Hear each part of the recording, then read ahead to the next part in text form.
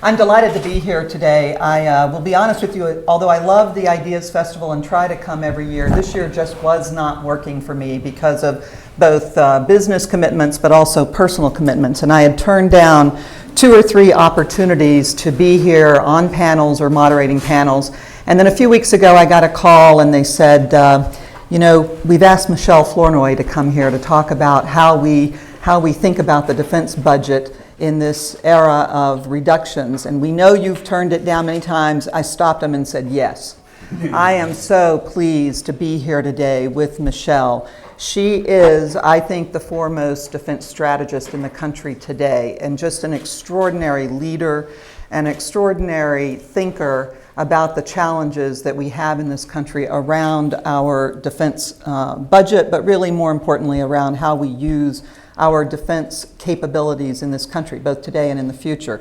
Michèle, most recently in the government, was the Undersecretary for Policy in DoD, where she left last year in February.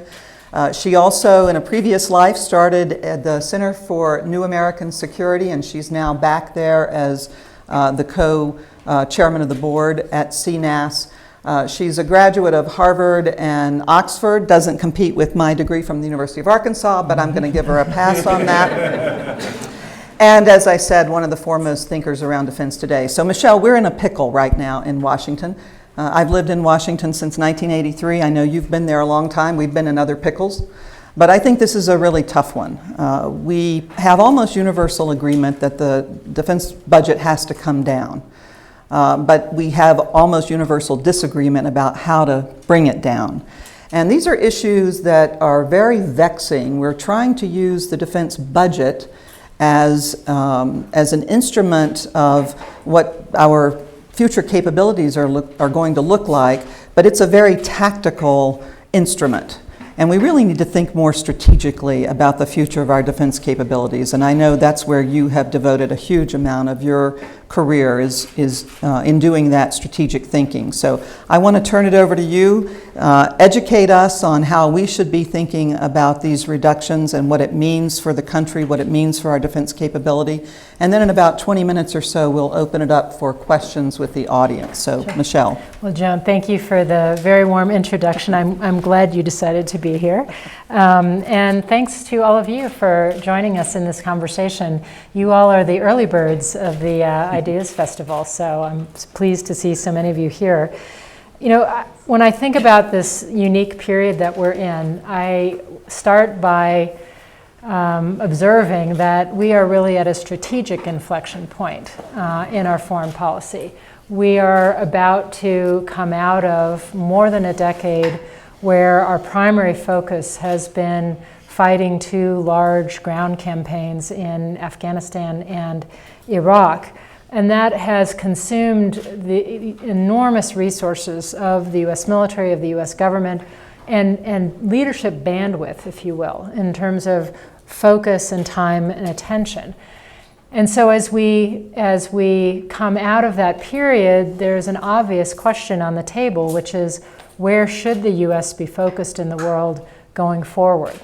That question inspired President Obama about a little more than a year ago to ask the Defense Department to work with him to do a fundamental rethink of our defense strategy and to put out new strategic guidance. And the extraordinary thing about this from a process point of view is, you know, rather than just turn to his political appointees, his Secretary of Defense and so forth, he brought in all of the military stakeholders, the chairman, the combatant commanders of the different regions, the service chiefs, to spend several days of discussions with him at the White House to say, as a sort of executive committee of defense, if you will, you know, how are we going to live within the budget constraints that Congress has given us, you know, they basically said, take $500 billion out of defense over the next decade. But how do we do that and still, you know, be true to our mission, protecting the United States and our interests around the world? And what was fascinating about it is that, you know, in that process, everybody had a say. There was a lot of discussion of first principles of what is the U.S. role in the world? What are our vital interests? Particularly as you see a much more multipolar world emerging with the rise of countries like China and India, with continued turmoil and upheaval in the Middle East, with fundamental changes in our energy picture that will change, our interests in the Middle East potentially, with the morphing of the Al-Qaeda organization. Tremendous progress in defeating the core Al-Qaeda that was responsible for 9/11, but now the organization is mutating and popping up in other places around the world. How do we deal with that? And so many other challenges associated with what I like to call the global commons, whether it's cyberspace, keeping freedom of navigation, sea lanes open, because that's so important to our trade, space, so many challenges going forward. So I think the consensus of that group, and we can talk about this more in the Q&A if you want to get into the results of that review, but the consensus was a firm affirmation that the U.S. has a unique and continued leadership role to play in the world, that now is not the time to retrench or to return to some form of isolationism, that we have interests around the world that directly impact the well-being and prosperity of Americans here at home. Whether we contribute to the stability of a region like Asia Pacific is going to directly affect the continued growth of our economy over time. So strategic inflection point is the first point. Second is this extraordinary and very disturbing political context in Washington. I don't come from Washington, thankfully, but I've spent enough time there to be a keen observer, and I have never seen the depth of political paralysis that we see now. There is a complete absence of the kind of principled, pragmatic compromise that has always made our system of divided government work. Our founders designed the government with checks and balances in mind, but those checks and balances only work if people are willing to reach pragmatic compromise to keep moving the country forward. And in the absence of that compromise, we now have a truly deep budget crisis. We have not been able to see our way to a comprehensive budget deal that would put tax reform on the table, entitlement reform on the table, investments in our future, things like science, technology, education, and so forth. And so absent that, we've hit sequestration. Sequestration was supposed to be the sword of Damocles that never actually was used. It was supposed to scare everybody into the compromise. Well, guess what? It came down on our heads, and now we are dealing with that. So we are facing some very, very tough choices at a time where we also have some big strategy decisions to make about our role in the world. In the absence of a budget deal that puts entitlements and tax reform on the table, defense becomes a disproportionate bill payer in the budget crisis because it is 50% of discretionary spending, 20% of the federal budget overall. And so, what I wanted to focus on today is what are the right ways and the wrong ways to take cuts in defense. I do believe we can afford to take some cuts, no question. We've had unprecedented growth over the last decade or more. But we have a very poor record of managing drawdowns well. If you look at post-World War II, post-Vietnam, post-Korea, post-Cold War, every time we've tried to draw down, we end up with a hollow force, meaning too much force structure and overhead, not enough investment in readiness and modernization that are key to giving the military the capabilities they need to protect us. So I think we need to be more strategic this time and really protect the priority investments and capabilities that will ensure our security in the future. And we need to spend a lot more effort doing the very hard work of trying to reform the defense enterprise. Now, what do I mean by that? I want to give you a little advertisement here. CNAS, the think tank I founded, has just published a report called The 7 Deadly Sins of Defense Spending. And what they do here is go through things like overhead and headquarters cost, excess infrastructure, bases, health care, compensation, acquisition reform, outmoded business practices. These are the very unsexy but very costly aspects of defense spending that typically are just left off the table. Too hard, too political, not really a focus when we have to take reductions. But absent going after those, you're going to have to take down the force and our modernization and our readiness in ways that I think will put us in a very dicey situation in terms of our security. So just to scope the opportunity for defense reform a little bit for you before we turn to discussion, take overhead. In 2011, the Department of Defense spent $212 billion on overhead. That is more than the GDP of the country of Israel. Between 2001 and 2010, the DoD civilian workforce grew by over 13%. It's now 778,000 people countrywide. And that does not count the more than 700,000 civilian contractors who also work for the Department of Defense. Huge growth because of the period of war that we've been in, needs to be streamlined and addressed going forward. Healthcare. This tends to be a no-go topic because, how can you break faith with the all-volunteer force? The men and women who've just put their lives on the line, how can you touch their health care? Well, the truth of the matter is, it is a key part of the compact we make with our soldiers, sailors, airmen, and Marines, but we're doing a terrible job at managing it. The DoD healthcare costs have gone from $19 billion in 2001 now to expected to be $65 billion and growing in 2015.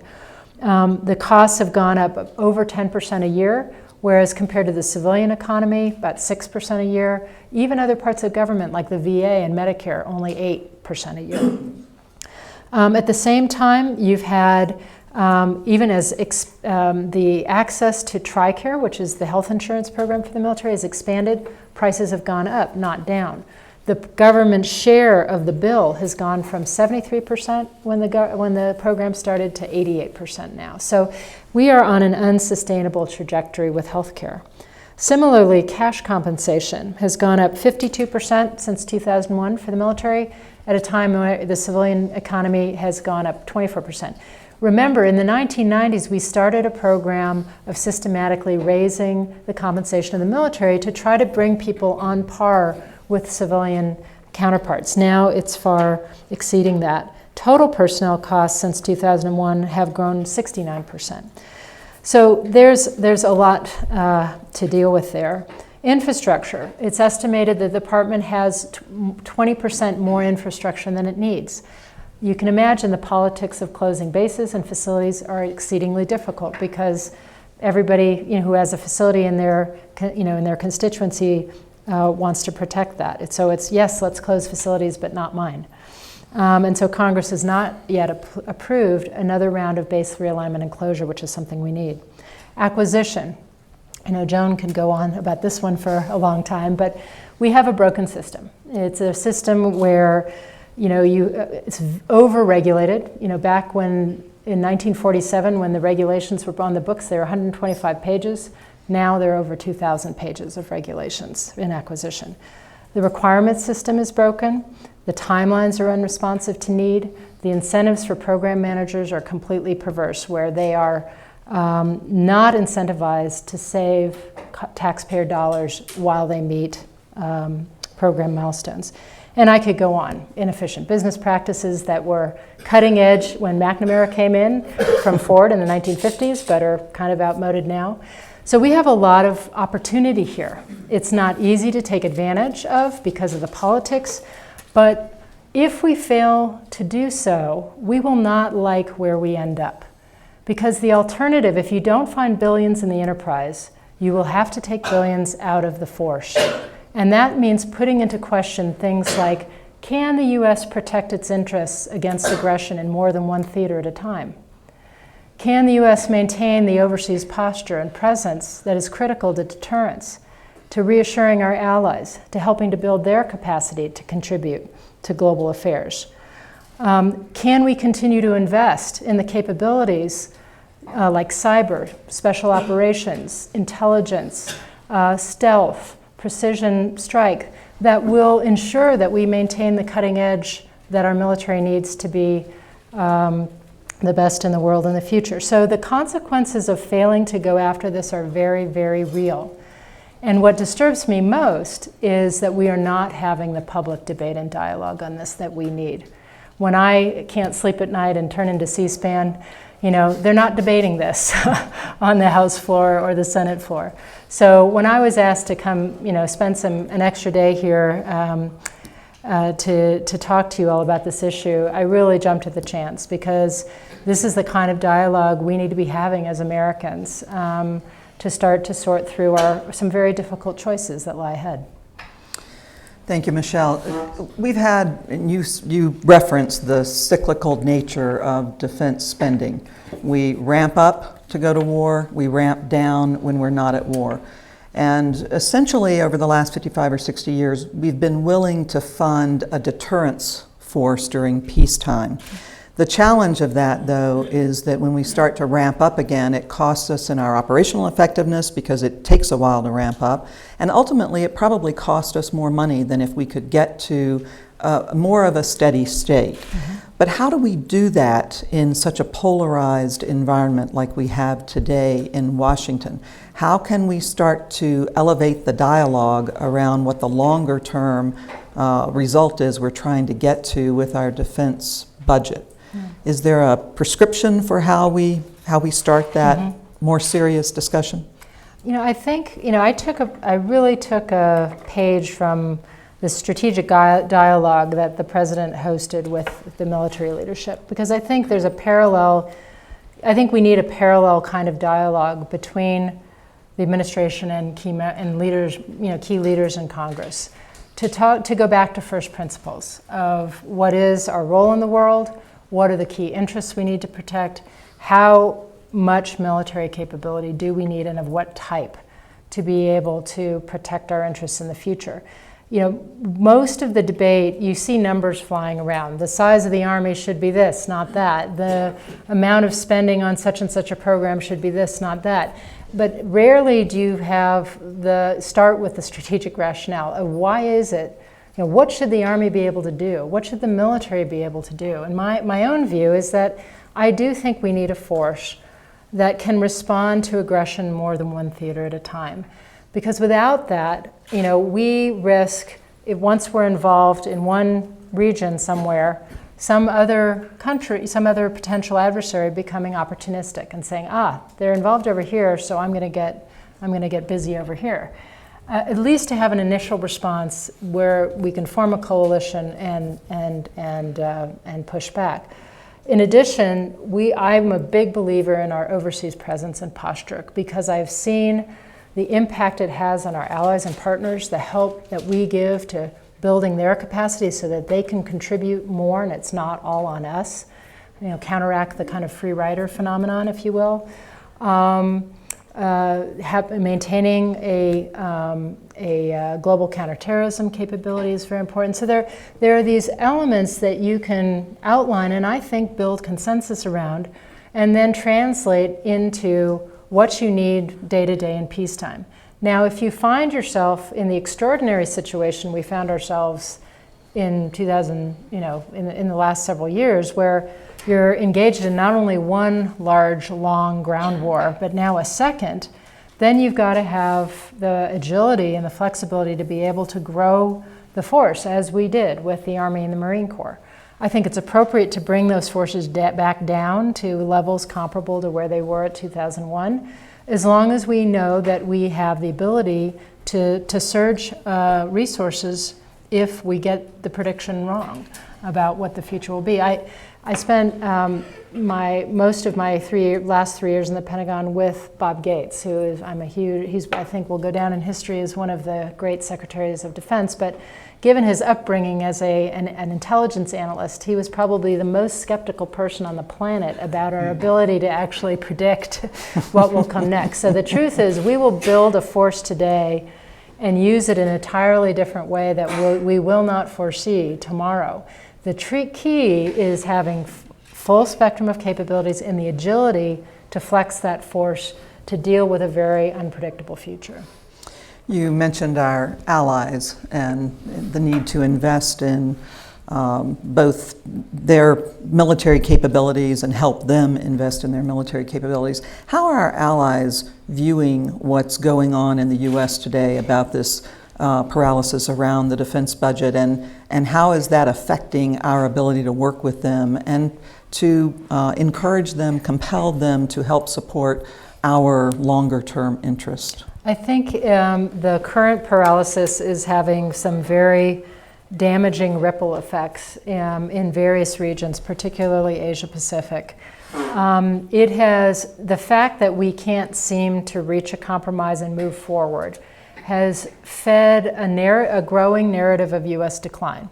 So you have, some Chinese scholars, some others writing, the era of the United States as a global power is over. You can't count, ASEAN members, you can't count on the U.S., so maybe you should be a little bit more reliant and friendly with us. It has created a sense of doubt and uncertainty. And that is not a healthy thing. It tends to feed negative developments, not positive ones. So I think it's very important that we do find a way to get our economic house in order, and that we continue to show up abroad, that we continue to partner with our allies, to work with them to try to counteract this narrative, because it is out there. And people are just scratching their heads, like all of us are scratching our heads, and saying, how can this be? Why can't we reach some compromise, at least take a bite at the apple and try to move forward? So doesn't appear to be a lot of positive trends in terms of either the strategic posture, the Defense Department budgeting, relations between the administration and the Hill. I guess a cynic would say maybe what we need to do is just go forward with the cuts and then recover as best we can in the longer term. But that really affects the nation's strategic posture. It affects our ability to project force or to secure our own economic interest. Mm-hmm. So I think the idea that we're just going to continue along this path is bankrupt, but we can't seem to manage our way out of it. Mm-hmm. I'd like to turn for a moment to the Congress and how we can engage the Congress more constructively. You mentioned that sequestration was never supposed to happen. It was mm-hmm. supposed to be so terrible that Congress wouldn't allow it to happen, and yet here we are. Yep. We also haven't had a budget for the department and probably won't have one this year. We're under a continuing resolution and probably will remain under one. How can we engage Congress in a positive way to get them out of the mode of protecting jobs at the expense of longer range yep. needs? The one hopeful sign, I'm genetically an optimist, so I have to find, where's the ray of hope, is something, a small thing but an extraordinary thing happened earlier this month. You had 10 think tanks from across the, think tanks in Washington kind of align on the political spectrum. You had 10 think tanks from some of the most Republican to some of the most Democratic, and everybody in between, put out a joint letter calling for defense reform, saying we've got to go after overhead, we've got to go after compensation, we've got to go after infrastructure. These are the groups that provide a lot of the intellectual capital for the Congress on defense issues, particularly after so many of the historic congressional leaders on defense have retired and left. And so people turn to their sort of affiliated groups to say, okay, give me some guidance, what should I do? And the fact that there's a lot that they disagree on in the defense budget, but in this area they actually are aligning and agreeing. And I think there's going to be a big push to try to find both sensible things to do, and then to figure out what are the new political coalitions that need to be put together to achieve some of these changes.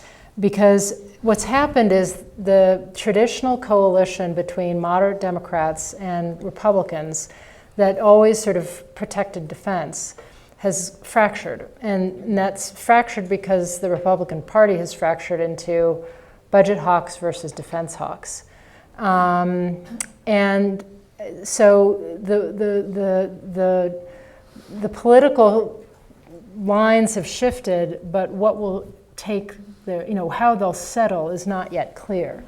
My own view is that there's opportunity also engaging a number of the recent veterans who have come into the Congress in both parties, who understand the military and what it needs to be effective, and might play more of a leadership role in helping to elevate some of the debate to a more strategic level. Okay. All right, hope springs eternal. And we are now going to turn to questions from the audience. If you'd introduce yourself and then ask your question. Oh, I'm sorry, we need the mics. Good. So if you could you come up here? Oh, sure.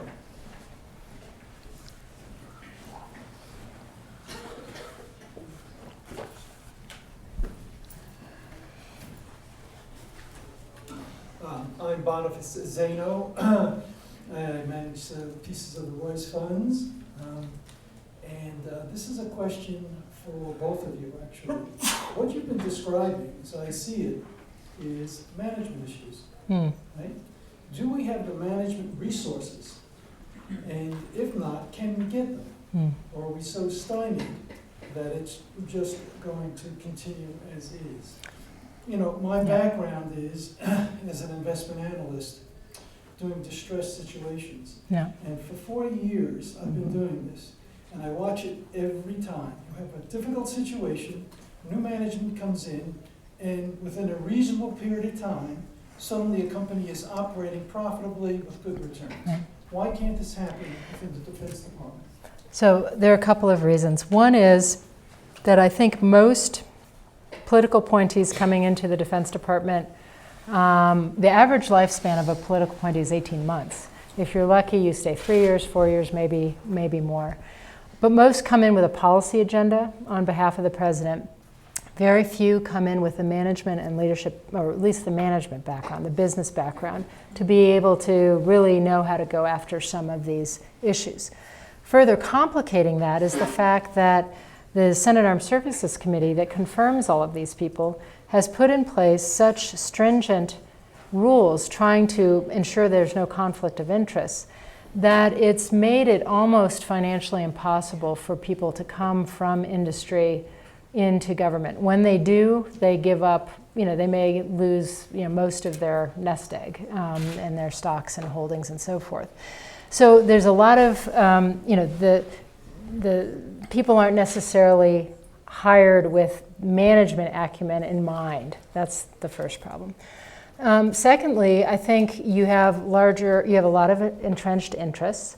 And so I'm one who believes you need some outside help. One of the reasons why when I left the Pentagon, I chose to spend half my time with the Boston Consulting Group, is I came out of the Pentagon believing that the biggest problems and obstacles were management problems. And I wanted to go find out what are the world, the best practices, top-notch management tools that could be taken from the private sector and actually applied effectively in government. Not all of them can, but there are a lot that can. And I do think the government needs help from the outside to apply some of that knowledge and expertise. The challenge is, and in a climate like this, I've had talked to one agency head who said that his congressional appropriator told him, you spend $1 on consulting, management consulting, and I'll have your head. Because it's perceived as when you're furloughing your staff, how could you possibly be spending on that? But the more visionary people who understand this is not just triage for this year, but we are in a new era, and I've got to figure out how to do my agency mission over the next 10 years with 25-30% fewer resources. That's a fundamental transformation problem, and people need outside help. So I think your question is right on the money. It hits a very fundamental issue. I agree. I think there are areas where the department, if it could reform some of the processes that are regulated, sometimes legal regulations, sometimes policy regulations. There are any number of areas. Michèle mentioned acquisition earlier. I have said so many times since I've been in industry that I wish I had known when I was in government what I know now, because I would have done things very differently. At the same time, the Department of Defense has 3 million people that work either directly for it or by extension for it. It's an extraordinary enterprise. The fact that it works as well as it does, I think, is a testimony to the tradition, but also the tremendous effort of both the career government workforce as well as the political appointees that come in. But there are enormous challenges that are so hard to take on. They're hard to understand if you're in the senior reaches of the department. So the decision makers don't really understand well how things operate below and what you could cut. It's just a very challenging environment in trying to make real change. And at the same time, you can't screw up your operations. You can't, there's no tolerance for failure or error. It's a difficult environment to try to manage your way through. But it's an excellent question. Other questions? Yes, ma'am. Hi. Hi. Excuse me. I'm Ada Horwich from Los Angeles. I'm one of the fans that were rooting for you to be Secretary of Defense. Thank you so much. I met you at the Democratic Convention. Thanks. I heard you speak there. Thank you. And met you. My question is, at the beginning, or at least when I first walked in, you said something about, which I agree, that our dependency on Middle East oil is on the decrease, which is great. We've all been sort of hoping and praying for that.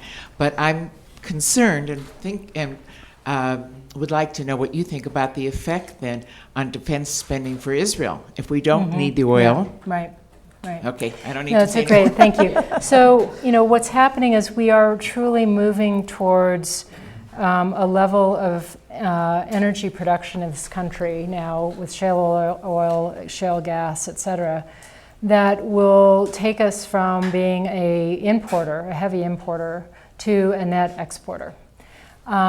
That will, our dependency on the Middle East oil and has been going down for many years now, but this will really change that. That said, our close allies in Europe and our close allies in Asia will still be very dependent on Middle East energy supplies. In addition, it is not the only vital interest we have. I would argue that the United States has a vital interest in the security and well-being of Israel, whether or not there's oil in the Middle East, just because of the history of that nation, our role in its founding and its protection and so forth. I also think that given what's going on in Syria and elsewhere in the Levant, we will unfortunately have to contend with some very serious safe havens for international terrorism that are taking root in the Middle East, and that will also keep our attention focused. And finally, you have Iran, which is not only a major supporter of terrorism in the region, but also pursuing nuclear weapons, which, if successful, could create a proliferation cascade by other countries in the Middle East. So I think the oil interest will be diminished, but there are other vital interests that I would argue will keep us interested in what happens in the Middle East and playing a key role there. I acknowledge and recognize that I don't think any American wants to see us get involved putting boots on the ground in another war in the Middle East anytime soon. But there are lots of ways that the U.S. can show leadership and help without, entering into another ground war there. Other questions? Hi, my name is Courtney Martin. I'm from New York. You had mentioned earlier that infrastructure is one major area that we would be able to reduce or have reductions.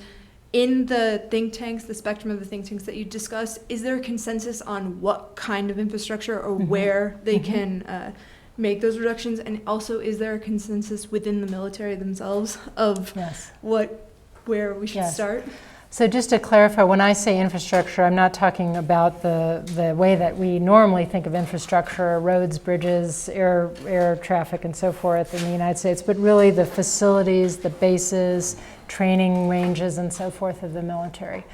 I think each of the services, if you ask the Army, the Air Force, the Navy, the Marines, they could give you their list of saying, if we were to right-size the infrastructure to the smaller force we're going to have, this is what we'd get rid of if it were just up to us.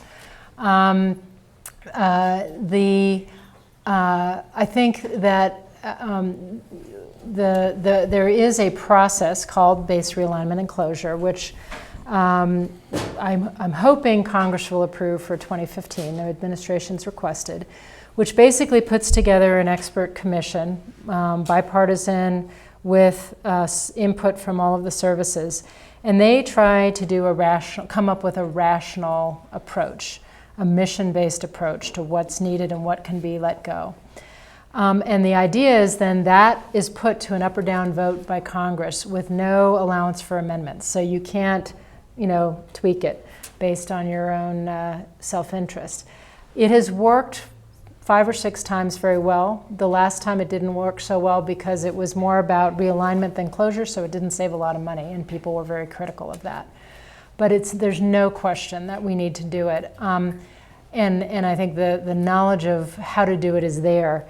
That said, I think one of the things CNS is going to do this fall or start this year is sort of a mock background to try to look strategically at, how do you reshape the infrastructure, particularly thinking about some of the more 21st century trends, like how IT is transforming our operations, how even the preferences of the next generation in our military are changing in terms of living on base versus living on the civilian economy and those kinds of issues. So this is going to be very fertile ground for the next few years of discussion. But I think it's also true that you have to look at the cost of your all-volunteer force. The explosion in pay and benefits, as Michèle mentioned earlier, is really driving the cost up. There's one study that showed that at the rate we're on, with the reductions already programmed in the defense budget, by 2021, the entire defense budget will be 80% pay, benefits, and related personnel costs. Mm-hmm. Only Japan has a ratio in that region, and Japan is a regional defense force that gets a lot of its military support and capability from the U.S. So that has to be a factor in how we restructure the department and how we pay for it. Yeah. The good news there is that the Congress did approve a bipartisan commission on compensation. So that's going to stand up this fall, try to work through some of these issues. Because the other issues, not only being unsustainable, if you actually look at the survey data from current members of the military in terms of how they prioritize what's important to them, different kinds of pays and allowances and benefits, it's a complete mismatch with how the package is structured today. Today, 80% of the people don't get any retirement because they don't stay 20 years in the force. Most of the force would like to see that change. Yeah, we were talking about this earlier, and there are a number of issues. The cost of military health care, which we've already talked about. So when you've come out of 2 wars and you have a really huge cost that the nation has to pay to people who were injured. But there's also the longevity issue. I told Michèle, my father has been drawing a military retirement for 56 years. He has been on a military health plan for 56 years. And I'm delighted, and I hope he's doing it for another 10 years, although he's 95 right now, so we'll see. But the system never expected retirees to be living that long, and it's truly not that unusual. Yes, sir. I'm from New York. I don't think it seems to me the wars we fight that I've seen in the last 25 years are unnecessary. We didn't have to go to Iraq. Then you went to Afghanistan. It's an enormous amount of cost and blood and people and money. Is there a process that people could look at so we can understand how these decisions are raised? It would seem that Iraq came because Bush thought his father was threatened. And then Obama, who was against going to Iraq, all of a sudden, he went into Afghanistan to save something that was going to... I don't understand. And I want to know what thought process goes into deciding where we're going to spend money and blood. So I think you raised several good points. One of the things that I hope will happen as we transition out of Afghanistan is that we take, I think people are so eager to put it behind us, this last decade of war, that I fear we'll charge into the future without pausing to ask, what do we learn from this? What do we learn about how we made decisions? What do we learn about the approaches we took? What worked, what didn't, why? And so, one of the things that CNAS and other think tanks I'm sure will be doing is spending some time to try to look at those lessons learned. On the decision-making process, I can't speak to the decision-making in the Bush administration because I wasn't there. I was there for Obama's rethinking of our strategy in Afghanistan. And I think that in Afghanistan, the president actually went through one of the most rigorous decision-making processes I think has ever been documented in our history in terms of trying to figure out the right approach to give us a chance of meeting our strategic objective, which I do believe is valid, which is ensuring that Afghanistan does not slip back into becoming a safe haven for terrorist attacks against us. So in the case of Iraq, I think a lot of the focus needs to be on the decision to go to war, and particularly why the discussion with Congress and the American people wasn't a more effective discussion. And so the whole role of Congress in that. In the case of Afghanistan, I think the lessons learned have more to do with how we chose to pursue our objectives and what worked and what didn't in terms of the military approaches that were taken and the whole of government approaches that were taken. One of the problems I saw in Afghanistan is the military piece only is one piece. It created a modicum of additional security and additional Afghan capacity so that other things can happen in the political arena, in the diplomatic arena, in the negotiated peace arena. Those things have not happened as easily or as quickly as planned. And I think we need to look at why that has been and what can we do better if we ever have to deal with this kind of situation in the future. Sir. My name is Alan Englander. I'm from Greenwich, Connecticut, and Points West. In the last week or so, I've seen two things in the press or on TV which really were quite shocking to me. One was an announcement by the Army that they are reducing the number of combat brigades, if that's the, right. And this is an approximation, but I think from 50 to 30 something. And also there was a piece that I read from somebody about the Air Force, that they were forced by budget conditions to cut back on the combat readiness of our Air Force, than which obviously is one of our great assets. So my question to you is that were these things that were forced by sequester, or are they part of some more rational scheme? And let me just yes. make one final comment, which is, despite all the problems, I think you can be very proud of the fact that the military is apparently the one element of our government that has the highest approval rates. Yes, thank you.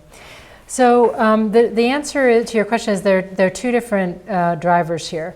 In the case of the Army reductions, which are, I think it's 15 brigades that are coming out of the Army, it's basically reversing the growth that happened after 2003 in order to be in both Iraq and Afghanistan and sustain the rotation base for those missions over time. So we grew the Army from about, I don't know, I think it was 490,000 to by more than 80,000. What's happening now is we're taking that growth down to where the Army was before, so that it'll still have the capacity to do one major operation plus deterrence in a second. But if we found ourselves again in this unusual circumstances of 2 major land wars, we'd have to grow the force again. But it's not cost effective to maintain such a large force at the expense of modernization, readiness, other capabilities we need for the future. So that one is actually, I think, a strategic decision. It's, I think, largely accepted even by those in the Army.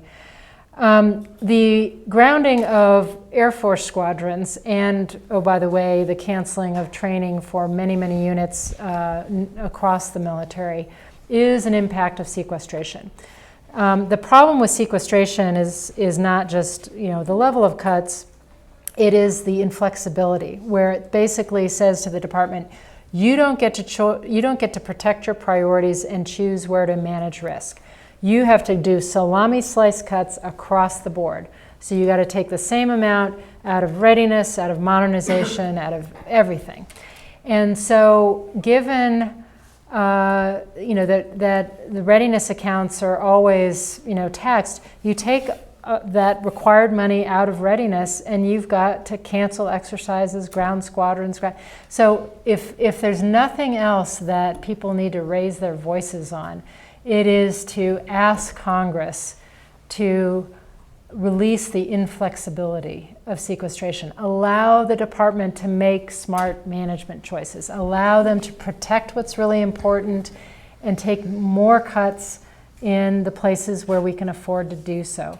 But sequestration is what's causing the readiness, the growing readiness. And this last issue is the epitome of the hollow force issue. We need those forces. They are part of the in-strength that the department has to have to achieve the missions that the nation expects, and yet they will not be equipped, trained, or ready to perform those missions. So that is the hollow force argument. Karen. Hey, Joan. Karen Dayhead. I'm also a colleague of Joan's at Booz Allen. Michèle, thank you for your comments. I had a question. You raised the strategic shift to the Asia Pacific and the fact that there's a lot of controversy around that. And having spent time talking to defense officials, there seems to be a confusion about what our role is going to be, might be, should be there. Could you comment on that a little bit? You mentioned it, but we'd just like some color around that. I think, the context of the conversation that led to the shift towards Asia is, is the president was saying, again, coming out of this decade of war, let's re-baseline what are our strategic interests and where are not just our threats, but our opportunities. And when you think about the drivers of the American economy, the trade that we rely on, the investment that grows jobs here, a huge, more than any other region of the world, Asia Pacific is contributing to our economic prosperity and growth. So it is really important that we free up our bandwidth to focus there, and that we put some time and attention into trying to maintain the stability that has allowed not only our growth since World War II, but also the growth of the entire region, including countries like China, and all of our allies and partners there. So the U.S. has always played a stabilizing role in the region. That's what we need to continue. We have a great interest in seeing China's rise remain peaceful. Sure, there will be intense areas of competition that we have with them, but we want to try to build as much cooperation and incentives for cooperation as we can with them. That said, from a defense perspective, the job of the Department of Defense is to be the hedge in case there's miscalculation, in case the competition yields some kind of aggression or conflict on the part of others in the region. So, that is, we do need to think more about what How does the U.S. military maintain the right kind of posture?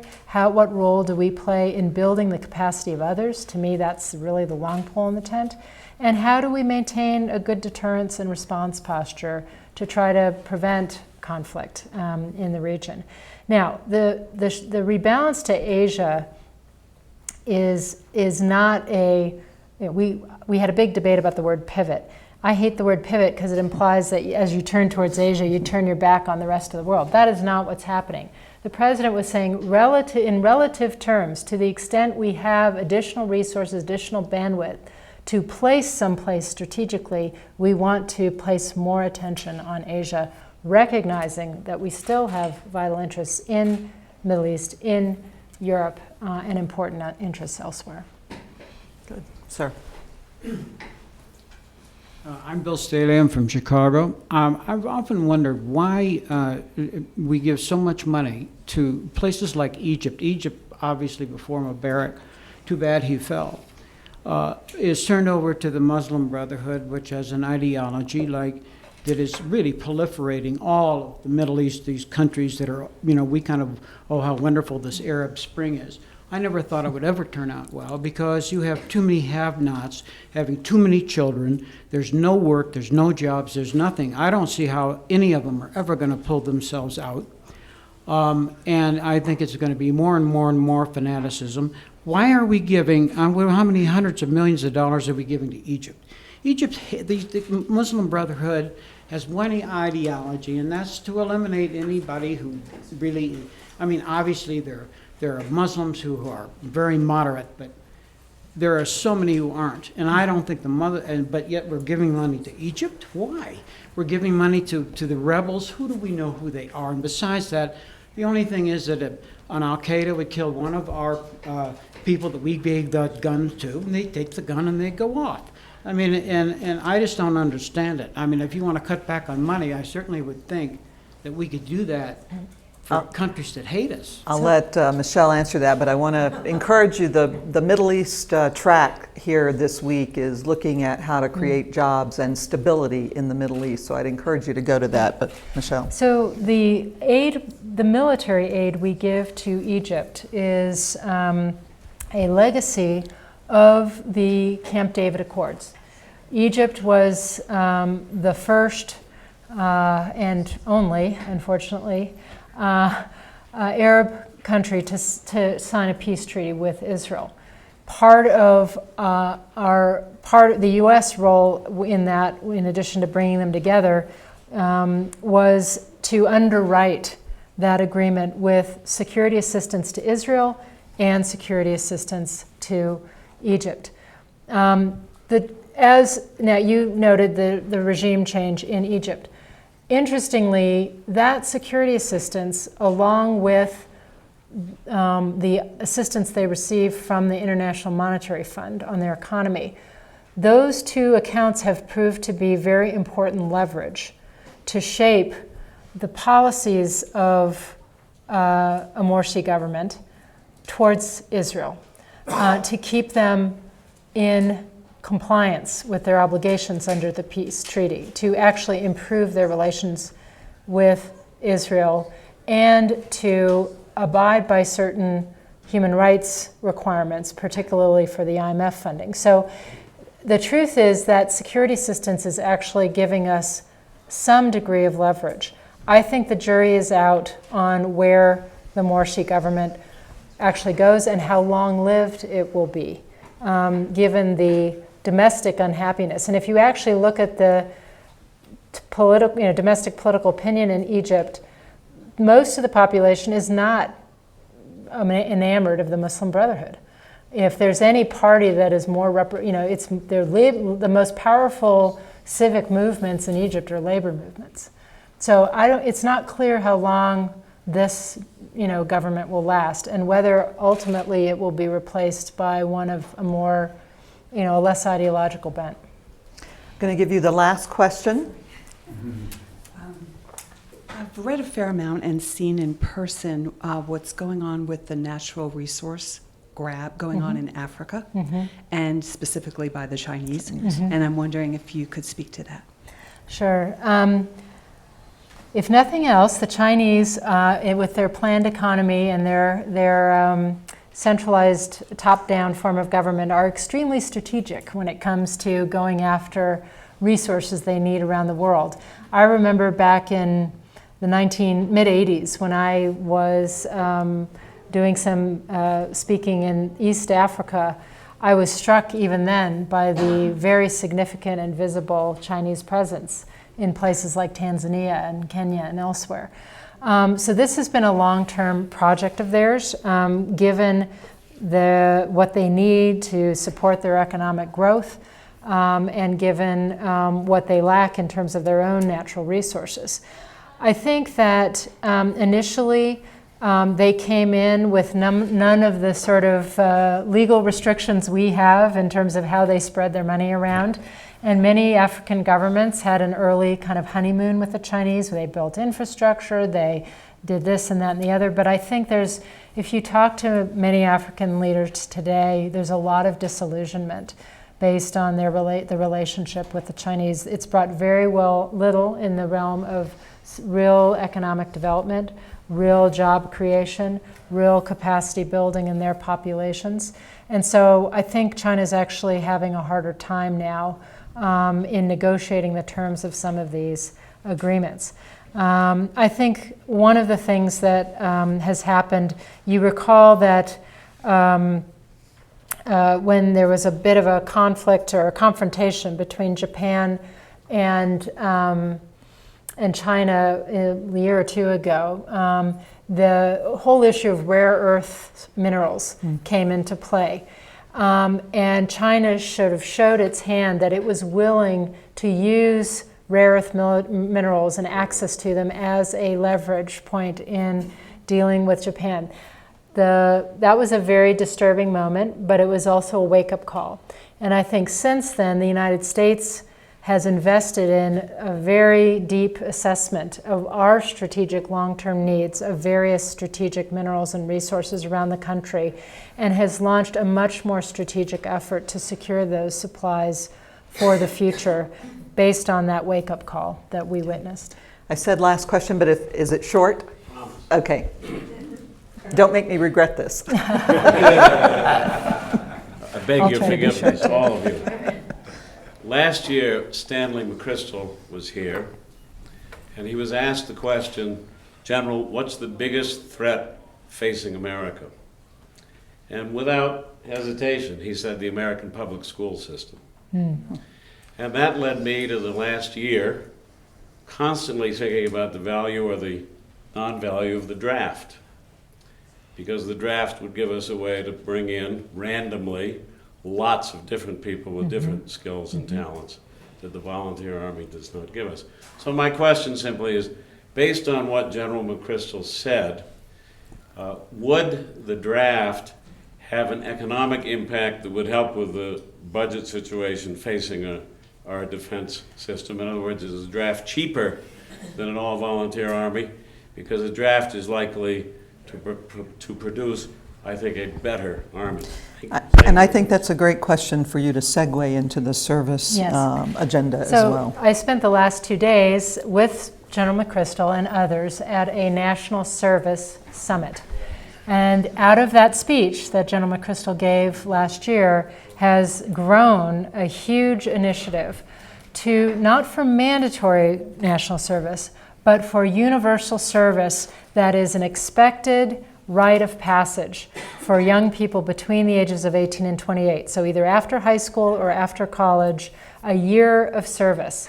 Not only military, but really really scaling up the civilian service options. When you look at the Peace Corps, AmeriCorps, Teach for America, VISTA, these groups get 10 times more applications every year than they can actually accept.